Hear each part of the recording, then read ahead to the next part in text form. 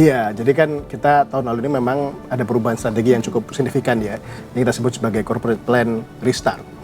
Nah ini tahun lalu pertumbuhan utama itu dari segmen korporasi. Korporasi ini kita istilahkan sebagai core kita, karena dulu legacy bank itu semua fokusnya di korporasi.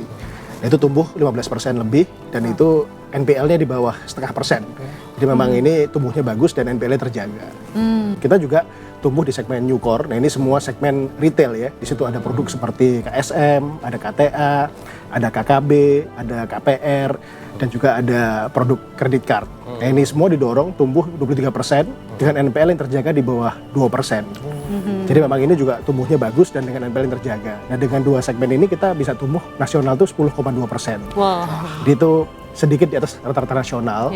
Mungkin masih bisa lebih optimal lagi tahun 2018, tapi untuk 2017 pertumbuhan itu kita rasa cukup ya, karena kita memang dalam fase konsolidasi di tahun kedua.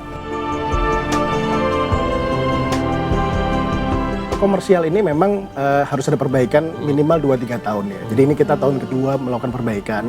Di komersial kita lihat fokusnya sekarang ada di dua jenis pertumbuhan, yaitu pertumbuhan di kredit-kredit yang berbasis aset dan yang berbasis transaksi. Nah kita ingin komersial sebagai tumbuh di transaksi, nasabah-nasabah yang punya linkage dengan nasabah korporasi juga, sehingga kita bisa memahami bisnisnya secara utuh. Nah di sisi komersial ini memang 2 tahun terakhir kan downgrade-nya besar ya yang ke NPL. Nah downgrade di tahun 2017 ini semakin sedikit. 2018 masih ada, kita udah ada beberapa yang kita identifikasi, kita istilahkan sebagai watchlist. Tapi jumlahnya semakin menurun dan harapannya tahun 2020 ini bisa kita tuntaskan. Di segmen SME sudah cukup menggembirakan ya, karena kita lihat kita punya 3 fokus baru di situ. Jadi yang pertama adalah nasabah Prima. Prima itu adalah nasabah transaksi, jadi mereka sudah punya transaksi dengan cabang mandiri, tapi belum punya kredit. Nah ini kita jadikan prioritas utama kita, supaya nasabah-nasabah yang sudah berbank dengan mandiri, tapi mereka belum dapat kredit dari kita, itu fokus utama kita. Yang kedua, nasabah yang value chain. Nah value chain ini sama seperti tadi saya sampaikan, nasabah korporasi kita kan punya supplier, kontraktor, distributor. Nah ini kita coba tangkap sehingga kita bisa memberikan kredit berdasarkan pada transaksi mereka yang ada linkage-nya dengan induk yang kita sudah kenal.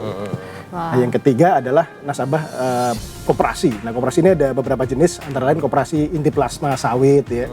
Lalu ada koperasi simpan pinjam. Ini juga sama adalah nasabah kelompok yang kita juga punya inti yang kita sudah kenal. Nah, dengan 3 fokus ini di SME, ini tahun 2018 harusnya kita sudah bisa mulai tumbuh positif dan harusnya NPL sudah bisa menurun cukup signifikan.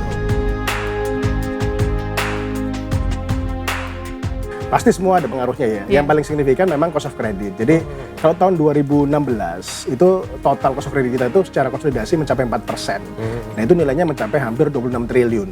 Nah waktu kita lakukan perbaikan-perbaikan dari sisi NPL ya, ada restrukturisasi, kemudian ada collection, recovery, kita ada write off, itu kita tahun lalu dari sisi pencadangan menurun. Jadi pembentukan pencadangan baru ya.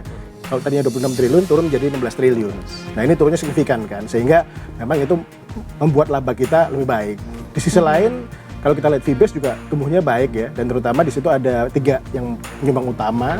Pertama dari sisi treasury itu tumbuhnya 30%, jadi kita cukup baik menumbuhkan transaksi-transaksi foreign exchange, termasuk di situ derivatif dan sebagainya.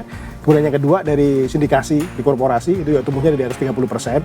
Kita banyak menjadi lead sindikasi proyek-proyek yang besar di Indonesia. Dan yang ketiga dari sisi collection. Jadi kan kalau kita setiap tahun ada write off ya, kredit yang bermasalah kan kalau kita sudah tidak bisa restrukturisasi kan kita write off. Nah itu kan ada proses collection. Itu juga meningkat tajam di tahun lalu. Nah itu jadi membuat semua segmen di fee base kita itu tumbuhnya cukup baik dari 15%. Nah dari sisi efisiensi memang kita juga jaga supaya bank kita tumbuh cost-nya ini tidak lebih dari double digit. Jadi kita usahakan supaya pertumbuhannya single digit. Nah dari kombinasi cost of credit yang menurun, kemudian ada peningkatan fee base, dan menjaga pertumbuhan cost tadi membuat laba kita bisa naik sampai dengan mendekati 50% tadi.